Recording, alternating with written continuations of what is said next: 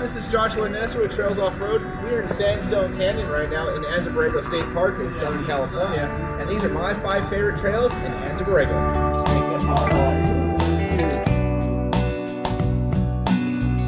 Sitting in the number 5 spot is the Slot. The Slot is a very easy trail that you can easily do in a 2-wheel drive vehicle, which in this case it's not about the trail but the destination. The Slot itself is a very narrow hiking trail, and spots about 6 inches wide. The trail to the Slot is a very well maintained 2-wheel drive dirt road. While taking the road, it is common to see lower vehicles. Make sure you make space for them since they don't have the ability to get out of the way. Upon arriving at the Slot, there's a large dirt parking lot. Most people park at the top parking lot and hike down the Slot. There is an optional route by going around through Marigo Mountain. Marigo Mountain is a solid intermediate trail with a downhill descent that's very steep and has a lot of articulation. This section is only for the more experienced off-roader. Keep in mind, Marigo Mountain is an alternate trail. It's not required. Once you drop down this steep hill, you are forced to exit out Marigo Mountain, which can be a difficult, narrow wash at the bottom. But the great thing about going down here is you can actually drive to the bottom of the Slot and hike up the trail very easily. Now sit back and let me show you some of my favorite moments at the Slot.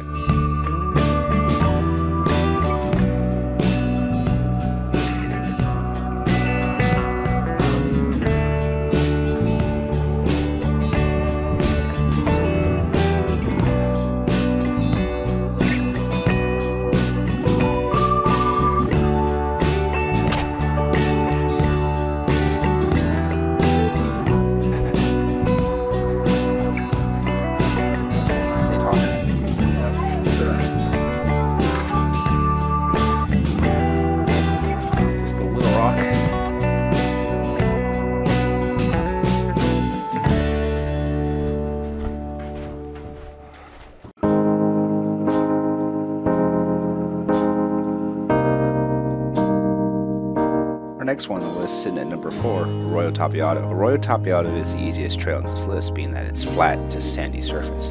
Air down, and most vehicles easily be fine.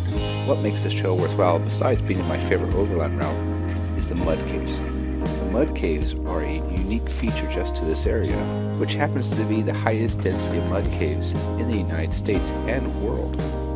Also, some of these mud caves are the longest known mud caves naturally occurring in the world, making for one great adventure. Now keep in mind, mud caves are inherently dangerous, and I do not advise going inside them. If you do, make sure someone knows where you're at all times in case something happens. The walls do collapse easy when touched. Some of the mud caves are over a quarter mile deep, making for an amazing adventure. Again, be careful. When the walls are touched, they can come crumbling down. People do die in these mud caves. Now let's sit back and enjoy some of the adventures we had here at Arroyo Tapiado.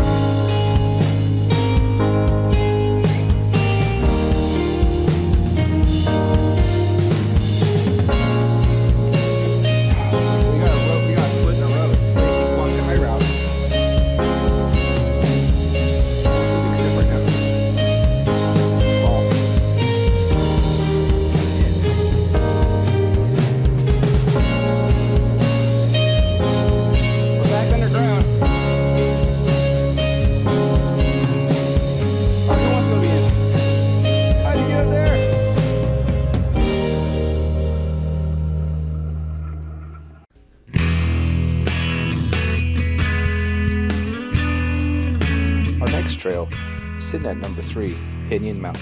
Pinyon Mountain is an intermediate trail and takes about 2 to 4 hours to complete. But keep in mind, it's a one-way trail and you have to exit Anza-Borrego in a different area than you start. You have to go all the way out Fish Creek, taking about an hour at least if you carry high speeds. From that point, it's about an hour to get back to where the trailhead is. Unlike many trails in the area, Pinyon Mountain is all about the trail. It is difficult, and that's what brings people to it. There's two main obstacles in this trail that are noteworthy. The first one is the squeeze. The squeeze is a narrow section between two large rocks. The area distance between is about 6 to 7 feet. And what happens is wider vehicles such as JKs or Land Cruisers like 100 series can't fit between two rocks and will end up dragging both sides to squeeze through it. It's known to do a lot of body damage, thus make sure you walk it, figure out if you can fit before even trying it. The next major obstacle, and you might have even heard the name, is Heart Attack Hill.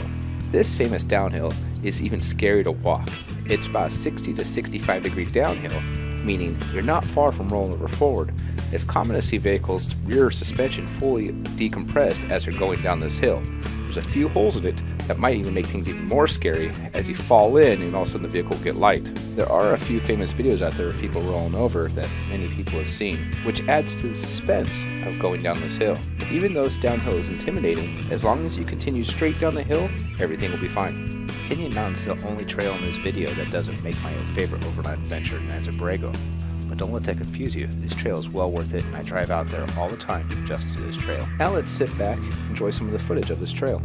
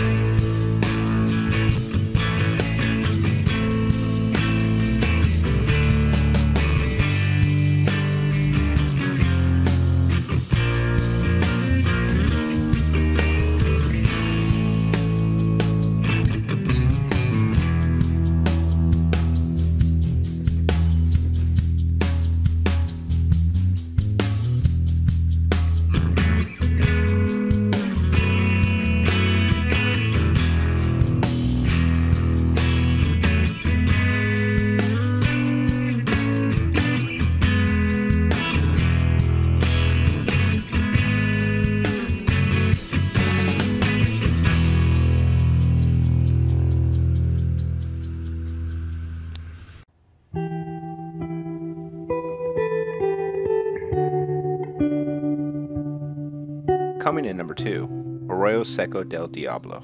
The trail is an easy trail with an optional intermediate section known as Diablo's Tail.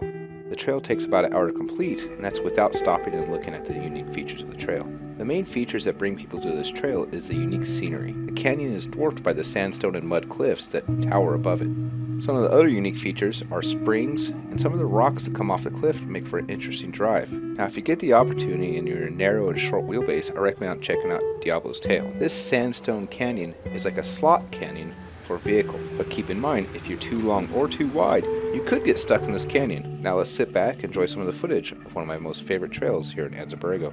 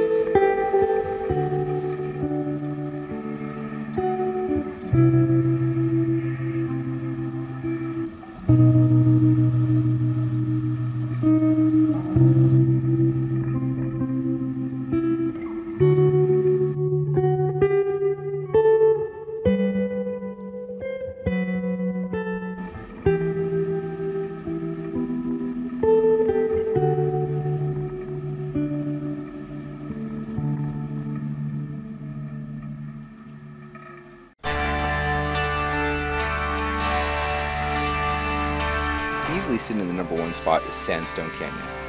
Sandstone Canyon has so many different options.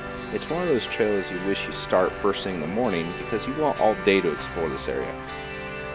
The main attraction to this trail is the sandstone cliffs. In certain spots, the trail is about 10 to 15 feet wide, but the cliffs are about 100 to 200 feet tall. Talk about an amazing venture inside a vehicle. Because the trail is so narrow and such tall cliffs, it just makes for some amazing photography. This is definitely one of the best scenic trails in all of California. The trail has several major obstacles that people need to be aware of. In the beginning, there's 2 different landslides that block the trail. But the one that causes the most headache is the middle landslide, or the large landslide people like to call it. This area is a very technical rock crawling area that requires you to pick a precise line or you'll do body damage. The next obstacle up the trail is a new V-notch with rock combination that is maybe more difficult than the large landslide. To squeeze through this area, you need a lot of articulation, confidence in your rollover point, and also the ability to climb up a large wall and not slip off of it. Low tire pressure is definitely required for this area.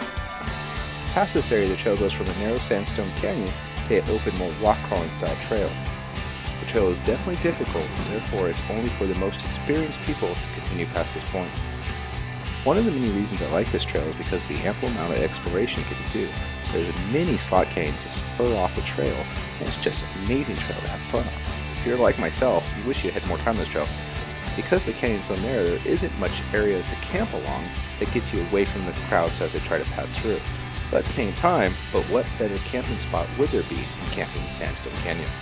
I could easily talk about this trail for hours, but why don't we just sit back and enjoy some of the footage of several of my adventures on this trail.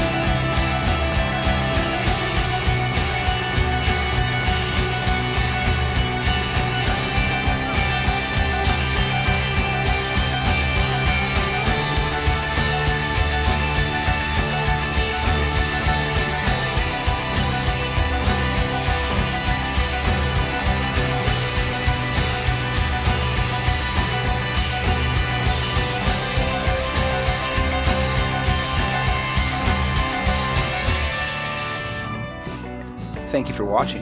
You can find the information on these 5 trails at trailsoffroad.com by searching in the top right corner, or you can click on the pop-ups on the screen or hyperlinks below in the comments section. Please rate this video, leave comments, share the video with your friends, and I hope to see you out in the trail soon.